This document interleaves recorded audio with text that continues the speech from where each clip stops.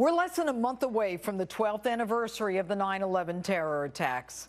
That day is usually marked with solemn ceremonies, remembering thousands of innocent Americans who lost their lives. But this year, a group called the American Muslim Political Action Committee has decided to hold a march in our nation's capital. With me, the founder of American Muslim Political Action Committee, MD Rabbi Alam, and organizer of the 9/11 Muslim March, Issa Hajj, terror analyst and Fox News contributor, Lisa Daftari. All right, good evening, everyone. I will go to you, Mr. Alam. I just want to clear this up. Your name is Rabbi, but you're not a rabbi, right? That is correct. Okay. That is correct. All right. Mr. Alam, why the need to march on Washington on 9/11? Good evening, ladies and gentlemen, and dear Judge. This is my, point that the march, it's been miscoded, and we are looking at, after 12 years, we Muslim community, we want to stand with the solidarity with rest of the American, and we want to denounce terrorism, the violence, and we want to honor those 3,000 deaths. And getting the condolence to all the victims' family. Right now, we are looking at Mr. Alam, let me just interrupt you for a second. This is so different from what your website says that I have right here. It is so different from what you said on this channel 2 nights ago. Your website says we're demanding that laws be enacted to protect our First Amendment, that the entire country, Muslims and non-Muslims, were traumatized, but after 12 years, we are still being victimized and being made the villains. It's as though you're saying you're the victim. Can I interject here and explain? No, you can't. Let him finish. No. Okay. No. It's okay. It's okay. Yeah, we are not here to fight and not raising. We want to talk in a civilian way. Right here. So answer the question. Answer the question. Why is your message tonight? I am going to answer the question. No, it's not. What we are saying is, what Fox do. They take apple, make orange. They take orange, make apple. No. You answer the question. I have got right here your website where you claim that you are victims and the United States government sits idly by doing nothing to protect us, meaning... Exactly. How are they not protecting you? They're not. No. I serve this country. One at a time. Been called terrorist. Muslim been called terrorist. I serve this country, been victimized. Nothing to do with Muslim, with the terrorism. This country, we have 7 million peace-loving Muslim. All right, let me ask you a question. If there are peace-loving Muslims, why are we waiting until the anniversary of 9/11 to march to protect the Muslims? Why weren't they out there when Major... Let me finish. That was the very first day that Muslim been villainized as victimized. Do you understand that we have nothing to do with those 19 people? Okay. Do we have to do anything to do? Mr. Hajj, what do you want to say? Thank you very much. I truly apologize for interrupting, but this has been since the conception of the idea of the march on 9/11 in Washington, D.C. It has been a progression that, yes, originally it did start out and still is a part of the fact that there is an agenda to make the word terrorist synonymous with only Muslim. Are you kidding? Mr. Hajj, I'm going to stop you right there. I'm going to stop you right there. I'll tell you why. Because it's exactly what it is. No. I'm asking the questions here. No, we're not going to do this. I'll pull your terrorist activity. No. Let me ask you this question. Yes, ma'am. All right. The president has basically taken certain words out of our lexicon, whether it be jihadist, terrorism, it's now workplace violence. I mean, we are doing everything we can to be politically correct. We're changing history. Let's talk about the president. No, we're changing history in order.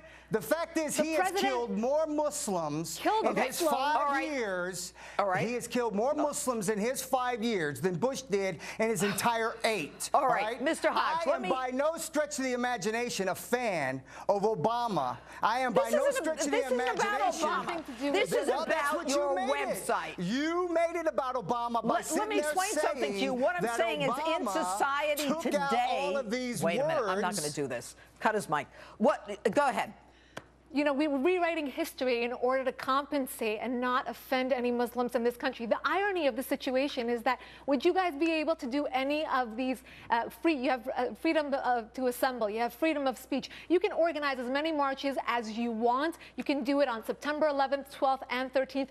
Only in this country. In what Muslim country would you ever be able to do that? And you want to talk about President Obama? President Obama refused to call the Benghazi attack terrorist when it should have been called terrorist. He refused to call the Fort Hood shooting what it was. He made it workplace violence, bending over backwards in order to make you comfortable here. And you know what? You might be villainized, but you know who you're villainized by? Your own people. You don't have to march on the White House for the Al-Qaeda Wait a headquarters. minute, that's enough. Okay. Mr. Alam, I'm going to go back to you. Yes, madam. Yes, You ma'am. don't deny the fact that as of yesterday, your website made it clear that you wanted to fight injustices being committed against you. Have you? Exactly. Have you? And that's fine. I just want to be clear on this. But have you and the Muslim community come out to talk about some of the wrongs that the fanatics in the Muslim community are committing? If we could speak, do you understand that? Do you understand that Muslim community, we cannot speak, we cannot come out, and we cannot come out as this fact that our name being villainized in a synonymous with terrorism. You are not understanding that a person like me, I have faced the same thing past 12 years. I've been facing every day out there in. All right, let me ask you a question. You are not in my shoe. Are you aware of the fact, and I've got a heart out here, that we have hate crimes laws? Even as DA, I prosecuted people who were victimizing anyone else, whether it's a Muslim or a Buddhist or anybody else. So the laws protect you, and yet you feel the need to march on Washington on this solemn day. Anyway, stay with us, everyone. We're back with the organizers of the Million Muslim March scheduled to take place on 9/11, and Fox News contributor Lisa Daftari. Joining us is Jim Riches, former NY fire chief, New York City fire chief, and the father of firefighter Jimmy Riches, who died on 9/11. Chief, we're sorry for your loss, but I want to ask you a question. You just heard Mr. Alam and Mr. Hodge. They believe that Muslims have been victimized and made into villains since 9/11. Your thoughts? I think it's a disgrace what they're doing, deliberately scheduling it on 9/11. I lost my son on 9/11. He's never going to come back in my house. They can go back and forth in their house. There was no mosques closed. They got to go free. They got educated. Nobody's bothering them. We miss my son every day. They were murdered by 19 Islamic terrorists, and they don't know what that pain is like. We live that every day. And for them to schedule a march on 9/11, what are they going to do next? Have a parade up and before the Boston Marathon? That's a disgrace. I was down there at 9/11. I picked up the body parts. There were 25,000 body parts.